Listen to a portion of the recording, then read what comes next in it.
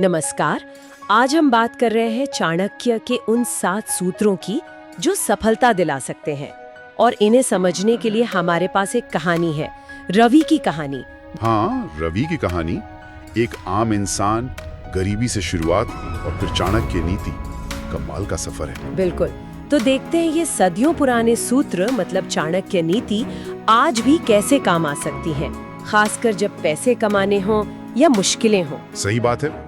रवि की कहानी दिखाती है कि कैसे उसने ईर्ष्या झेली, बाधाएं पार की और फिर एक साधु से मिले चाणक्य के वो 7 रहस्य। उन्होंने उसकी जिंदगी बदल दी। तो पहला रहस्य था अपनी योजना किसी को मत बताओ। रवि ने मिट्टी के बर्तन बेचने का सोचा और अपने दोस्त सचिन को भी नहीं बताया। ये थोड़ा अजीब सा नहीं लगता? अपनों से राज। देखिए, अजीब लग सकता है पर चाणक्य का तर्क बड़ा गहरा है। जब आप शुरू में ही सबको बता देते हैं ना, तो फालतू की सलाहें मिलती हैं, नुक्ताचीनी होती है और सबसे बढ़कर वो ईर्ष्या। अच्छा, ईर्ष्या। हाँ, जलन। रवि ने शायद इसीलिए छुपाया होगा। सचिन जैसे लोग जो शायद खुद कुछ खास नहीं कर रहे, वो दूसरों को बढ़ता देख मजाक उड़ाते हैं या फिर टांग खींचते हैं। तो ये गोपनीयता एक तरह से ढाल बन जाती है। ढाल, समझ गई। फिर आया दूसरा सूत्र, मेहनत और दिमाग दोनों साथ। रवि सिर्फ बर्तन नहीं बेचता रहा, उसने देखा गांव में ताजी सब्जियों की जरूरत है और खेती शुरू कर दी। मतलब गधा मजदूरी नहीं। बिल्कुल बिल्कुल वही बात। चाणक्य कहते हैं कि बिना दिशा की मेहनत तो बस थकाती है, कुछ हासिल नहीं होता। रवि ने स्मार्ट काम किया। उसने बाजार समझा, अपनी ताकत यानी खेत का सही इस्तेमाल किया। सही। ये स्मार्ट वर्क ही तो है। सिर्फ पसीना बहाने वाला पीछे रह जाता है और जो रणनीति बनाता है वो आगे बढ़ता है ना? सही कहा। और तीसरा सूत्र, वो समय वाला। रवि ने अंदाजा लगाया कि सर्दियों में सब्जियां कम होंगी, तो पहले ही तैयारी कर ली। ये तो दूर की सोच हुई। हाँ, चाणक्य इसे कहते हैं समय को अपना हथियार बनाओ। मौके हमेशा दस्तक नहीं देते, उन्हें पहचानना पड़ता है, उनके लिए तैयार रहना पड़ता है। रवि ने भविष्य को देखा और उसके हिसाब से कदम उठाया। सही टाइम पर छोटा सा कदम भी आपको बहुत आगे ले जा सकता है। बिल्कुल। चौथा सूत्र था सही लोगों को चुनना।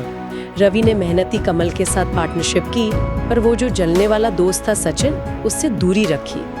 पर असल जिंदगी में ये पहचानना, ये तो बड़ा मुश्किल काम लगता है। मुश्किल है, जरूर है, पर बहुत जरूरी भी है। चाणक्य कहते हैं कि आपके आसपास के लोग आपकी एनर्जी और आपकी दिशा तय करते हैं।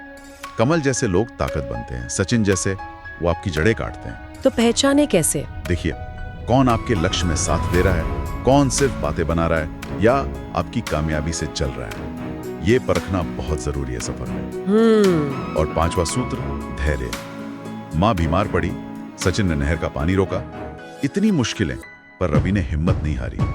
पर कहना आसान है, मुश्किल वक्त में सब्र रखना। हाँ, ये कठिन है, पर यहाँ धैर्य का मतलब चुपचाप बैठना नहीं है। चाणक्य के हिसाब से धैर्य का मतलब है मुश्किल में भी शांत रहना, घबराना नहीं और हल ढूंढते रहना, लगे रहना। एक्टिव धैर्य मतलब। हाँ बिल्कुल। रवि ने नहर रुकने पर दूसरा रास्ता निकाला ना, ये विश्वास के हर मुश्किल का हल है, बस शांत दिमाग से ढूंढना पड़ता है। सही। फिर छठा सूत्र, अपने दुश्मन को समझो। रवि ने सचिन की जलन को समझा, अंदाजा लगाया कि वह फसल खराब कर सकता है और बचाव कर लिया।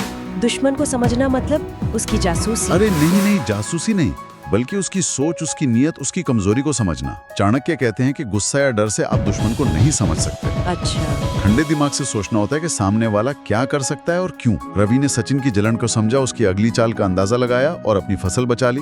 ये माइंड गेम है, लड़ाई नहीं। बड़े झटके भी लगते हैं। चाणक्य मानते थे कि असली हार तब होती है जब आप कोशिश करना छोड़ देते हैं। हाँ, ये बात तो है। जिसका लक्ष्य साफ है और जो गिरने के बाद भी उठकर उसी तरफ चलने का हौसला रखता है, सफलता आखिरकार उसी को मिलती है।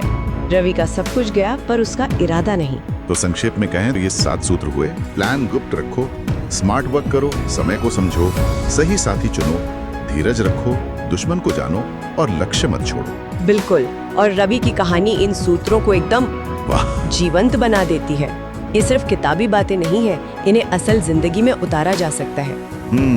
तो शायद सोचने वाली बात ये है कि आज की अपनी जिंदगी, अपनी चुनौतियों या लक्ष्यों को देखें तो इनमें से कौन सा सूत्र सबसे ज्यादा काम का लगता है और उसे अपनी स्थिति में कैसे इस्तेमाल किया जा सकता है।